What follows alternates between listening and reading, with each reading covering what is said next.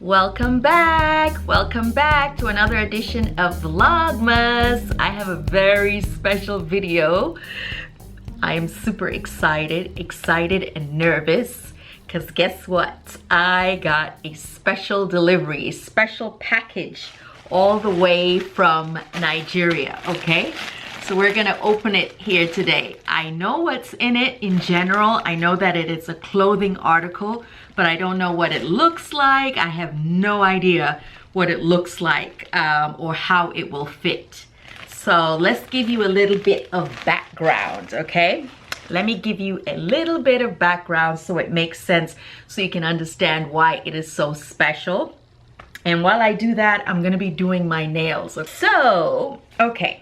So those of you that have been following this channel for a while know that we live in the United States. We live in North Carolina, USA.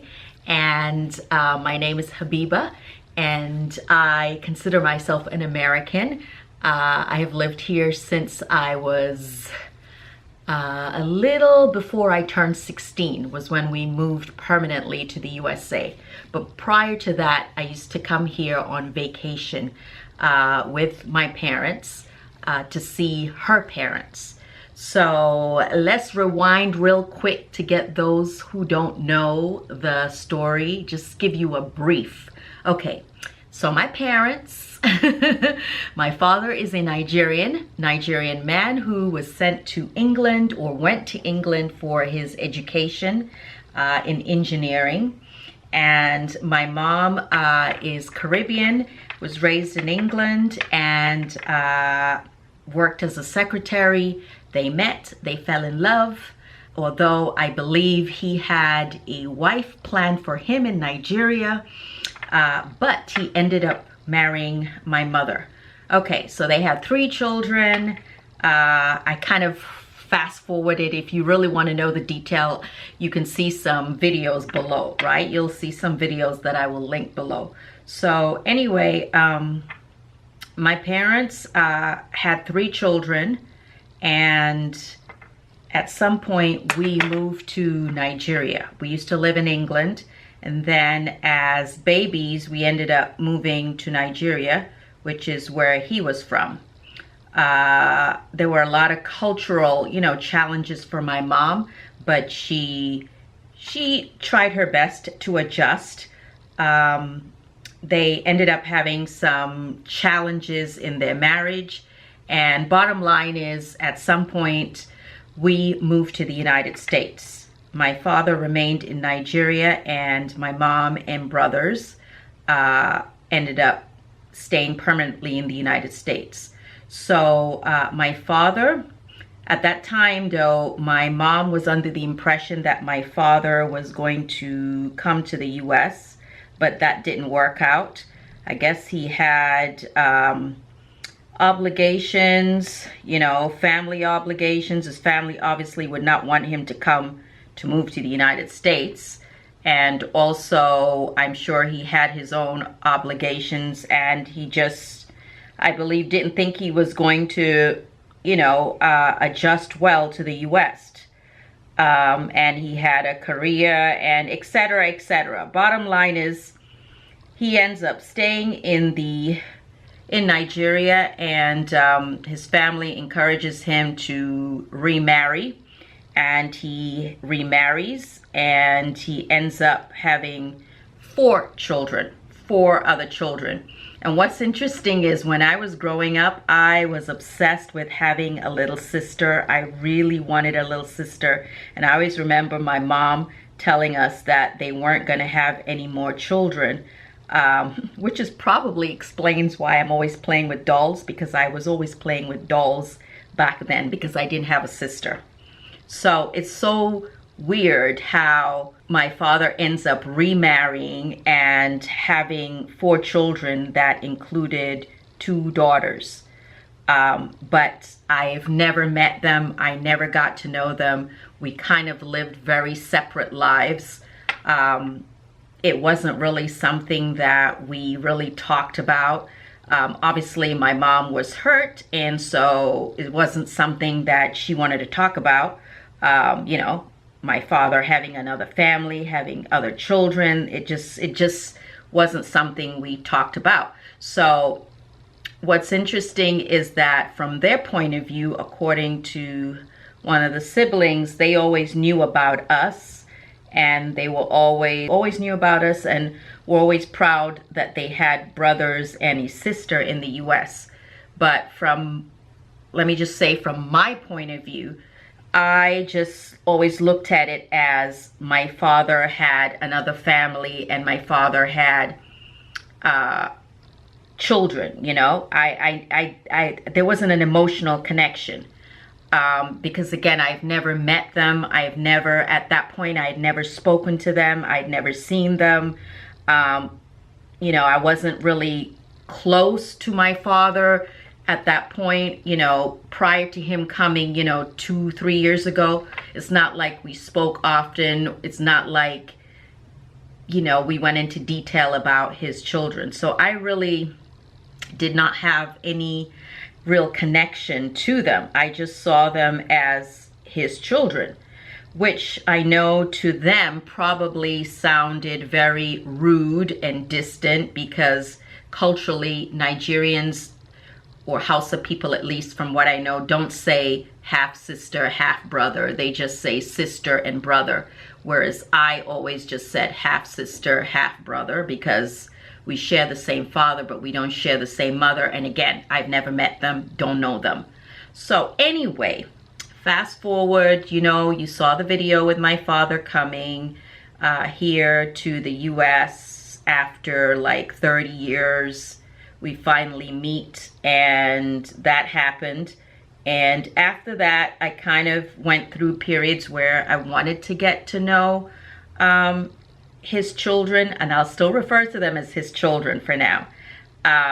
You know, so we kind of casually spoke on and off on Facebook, not really Facebook, Instagram, you know, kind of by text, not a phone call. So I, again, never really spoke to them. It was just sort of polite conversation, brief conversations, text messages, Instagram, that kind of thing.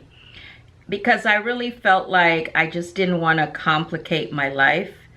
It's like, hey, I'm a grown woman. I have my family. I have my kids.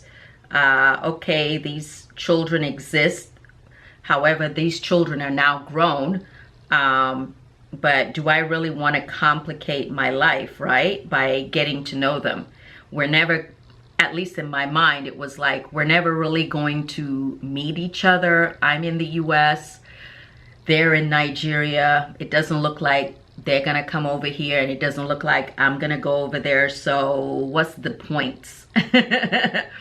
But over time, things have sort of changed where, you know, I'm curious to get to know them, and I'm sure they have been curious to get to know me. So, you know, we've sort of become sort of cordial, but casual. I can't really say we know each other. I just would say that we have been able to text maybe a little bit more frequently. So anyway, one day, the youngest one, his name is Ibrahim. I noticed that on Instagram, he has started a clothing line. You know, us Nigerians or us immigrants have that entrepreneur spirit, right? So I don't know what he studied in school, because the other two are architects. Yeah, but he ends up having a clothing line. I don't know if it's his full-time business or whether it's a side gig. I'm not sure. But he has started a men's clothing line. So I kind of commented, and we ended up discussing him making some clothes for me, like making an outfit for me. But honestly, once I realized how expensive the clothes were gonna be to ship, y'all know how shipping is. Shipping from Nigeria to the USA, or even shipping from the USA to Nigeria right now, very expensive. So once we realized the shipping, I kind of said, nah, don't worry about it. It's okay. Don't worry about it. We could do it some other time. Don't send me the clothes, because it doesn't make any sense to send clothes that cost, you know, that it costs more in shipping than the clothes. I was like, forget about it. But he seemed really, you know, nice and very insistent and wanted my measurements and all this. So I sent him all my measurements, and then I kind of forgot about it, really, because I didn't really think we were going to get the clothes here. But it turns out the older brother, Abba, I guess he would be number 5, child number 5 for my father. Abba is, yeah, the older brother. He, I guess, I would say, volunteered to help to get the shipping here, or to get the clothes shipped here. And so he called, and I spoke to him, and we had a really pleasant conversation for over an hour. And I was just so impressed by how sensitive and mature and introspective and non-judgmental he had seemed, because my prior interaction with one of the other sisters was rather combative in the beginning. You know, I felt very judged, not just me, but one of my other siblings felt very judged about our religion, or why we weren't in contact with our father and this and that. And I tried to sort of explain that your impression or experience with our father is probably very different than what we had. And he definitely confirmed that, you know, and I'm happy that, you know, they feel like they had a very supportive, loving father. And he was those things for us too, sometimes. But you know, we all evolve, and he was much younger when he had us versus when he had the second set of kids. So it's all under the bridge, as they say. I don't have any resentment. It is what it is, right? So anyway, I really enjoyed talking to Abba. Yeah, and I felt like, I honestly, I'm looking forward to meeting him in real life or in person one day, because we also talked about me coming to Nigeria at some point. And we'll get into that, going to Nigeria, because there's some things going on in Nigeria, as y'all know. Well, some of you may not know, but there's some things going on in northern Nigeria that makes it a little bit concerning for me to go to Nigeria anytime soon. But anyway, so the point is that these clothes that I got sent were as a result of conversations between text messages between myself and the youngest brother, Ibrahim, and also the help of Abba, the older brother, and I imagine also his mother, who again, I've never met, but I heard, according to Abba, of course, that she is a very gentle, nice person. And I have no doubt, if she's married to my father, that she must be, and have the patience of Job, right? So, yeah, so I'm super excited to see these clothes, because I know it takes a lot to bring or to get things sent all the way from Nigeria. I'm just gonna let my fingers dry, and then we're gonna open the package. All right, let's go ahead and open it.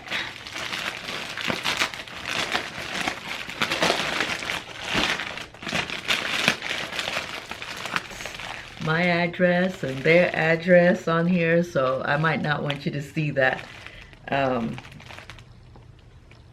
Yeah, okay, cool. It's interesting. It looks like it's been through a lot. That's what I can tell you. This package has been sellotaped and duct taped and papered. Let's open it. Let me get a scissors. Ooh. See, it's my favorite color. Oh. I already love it. Like I can totally tell I love it because it's got like hints of yellow. It's so pretty. It's come all the way from Abuja. All the way from Abuja. So let me go ahead, take off. Let me show you what it looks like from my bed. So it's really got this nice sheen to it. I like the pattern. Let's see. Like I said, I honestly have no idea what it is. It looks like, wait, is this pants or is this skirt? Okay, yeah, this is pants. This is going to be interesting. These are pants, so it's kind of like a modern take. This must be a scarf, perhaps. Yep, this must be a scarf. And then this is the top. It's like should be like a long top. Yeah, I really love the pattern and the color. It is so me. So he got that right. I just wanted to show you that it was really nicely constructed, very profesh. And the inside of the blouse or the long kaftan is lined. So that's nice. And it's cuffed. So the sleeves are lined also, or at least, you know, there's a cuff to it. And now we get to try it on, and please, may the fashion gods be with me. Let's make sure it fits. Pretty basic, so let's put some jewelry on, let's put the outfit on and see what it looks like. I'll be back.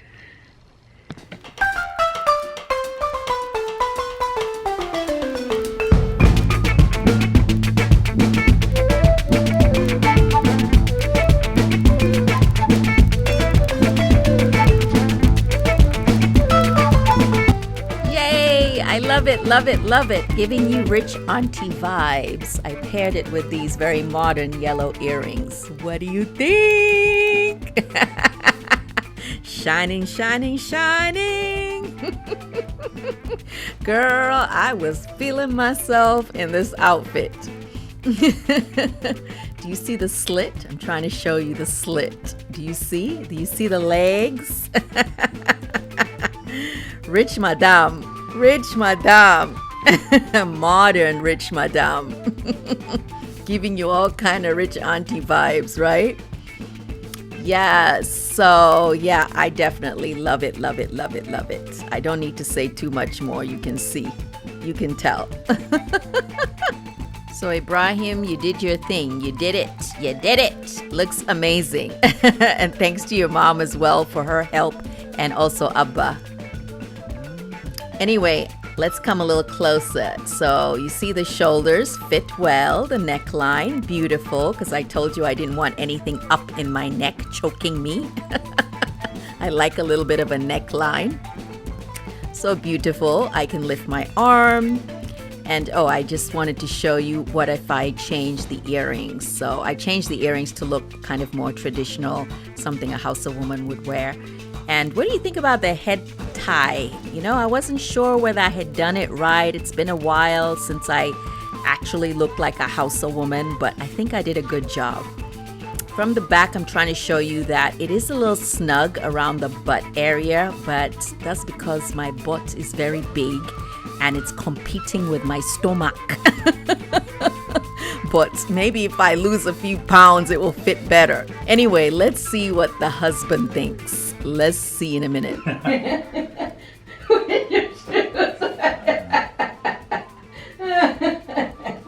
Anyway, what do you think? You look great. Honestly? Yeah, it's pretty. I like the color. Well, come in. You need to criticize me in detail. It's not a criticize. It's not detail. It's a gorgeous outfit. I think it's very pretty. You look beat. I'm tired, honey. I fucking had a long week. You're cussing on camera. Oh, sure. Yeah, okay. So what do you think in detail? No, it fits well. It's not, you know, like flowing. Right. Well, I took a very modern kind of I like the Indian slash Pakistani look where they wear the pants. Yeah. And then the long kaftan with the split. Yeah. Right. I didn't want anything, too bulky. So this is sort of linear. Yeah. Oh, it's very nice.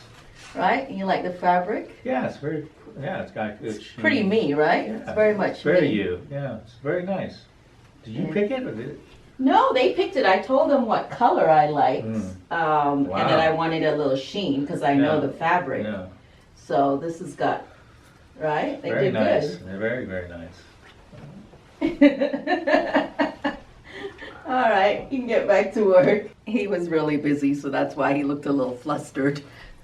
But anyway, I think it turned out really well. I really, really love it. I feel like it looks like me. It's giving me extra. It definitely looks like something I would have picked out myself. So it's perfect. I could totally wear this tomorrow if I really wanted to or had somewhere to go, but I ain't got nowhere to go. I ain't got nowhere to go. Who's inviting me to their Nigerian Christmas party? I don't know. Anyway, I really, really, really want to be able to come to Nigeria. As I told you, I talked extensively with my brother Abba, maybe by next year. But the honest truth is, right now, northern Nigeria is not doing so well, right? And this is not even from news from the BBC or CNN or any of those. This is kind of coming locally from what I have seen or heard, with all the car bombings and all the kidnappings and all the ransoms. And it's awful what I hear is going on there. And it's scary. And, I don't want to get so serious. I don't want to be, Debbie Downer. But I have to say that, President Buhari is just not doing what he needs to do. He's just not taking care of the people, at least in my humble opinion. And I think it's about time that really people start demanding more from their government, demanding more from their leaders. I think people that sit in office year after year, they become complacent, they become lazy. They take the people for granted that voted for them, and they just let terrible things happen and pretend that it's not happening, or at least not addressing it. Voiceover Habiba here. For those who don't know anything about Nigeria, Nigeria is the most popular black nation on earth with a hugely growing economy. It's also the 7th most populated nation in the planet in terms of country, okay? It has a population of about 192 million. Nigeria has so much potential. It is rich in oil.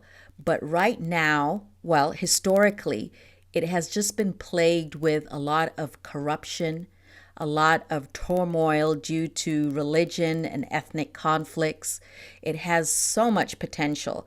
But again, due to these ethnic and religious conflicts, especially right now in the north, it's just been devastating, okay? There are terrorist attacks happening. There are bombings, car bombings. People are being taken hostage. So much suffering is going on. And I just think that it's important for me to use my platform to highlight some of these things that are going on, because I don't think it helps the country or helps anyone when people are silent. And I know that majority of northerners in northern Nigeria, where I was very familiar because that's where I grew up. I mean, I grew up in Sokoto. We first moved to Nigeria. I lived in Kaduna. So these are places that have been affected recently by terrorism.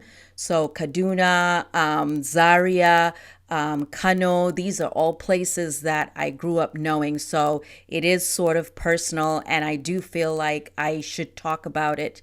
And it's horrible. It's horrible what's going on right now in the north. And we don't hear a lot about it here in the Western world.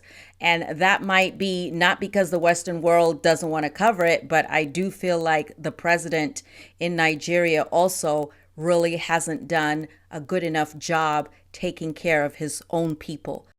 I recently heard about all those people that were killed, burnt alive in a vehicle in Sokoto. I mean, come on, that is what, can you imagine the torture? What I don't understand is, why are these criminal terrorists not apprehended and brought before the law? Why are measures not being, put in place to secure the peace in the north, to protect innocent citizens? Why is Buhari so quiet, or not, addressing the issues that people are so concerned about? Why are the different agencies across the states not working with each other, putting aside religion, putting aside, tribes to help address this issue? Like, is the country so divided by tribe that everybody becomes silent when horrible things are happening in one part of the country? I don't know. I'm just asking. Maybe you're in Nigeria, you know better. You can enlighten me. You can enlighten everybody else listening to this. I just wish healing for Nigeria, and obviously prosperity in the future, because this is horrible so far. What can people like us out in the diaspora, what can people like me, how can we contribute to a better Nigeria, instead of, and not just, just send money, or, blanketly. I don't know. All I know is that there are some things in Nigeria that obviously need to change, need to improve. It's gonna start with the people. If you're waiting for Buhari to change things, it doesn't look like that's happening, in my opinion. In my humble opinion. But again, some of you may be thinking, well, you're in the United States, you're not there, you haven't been back in years. You're right. So educate me and tell me what I can do to help the cause. Let me know. So I hope you guys have enjoyed this video. I hope you liked the outfits. Let me know what you thought. And shout out to Abba, shout out to Ibrahim, shout out to Aisha and Hafsa. Shout out to my father, Mohammed Bello Tanao. Thank you for allowing me to wear this beautiful outfit. Thank you for making this possible. I really appreciate it from the bottom of my heart. I really do. And yeah, I look forward to more positive interactions and experiences with you guys.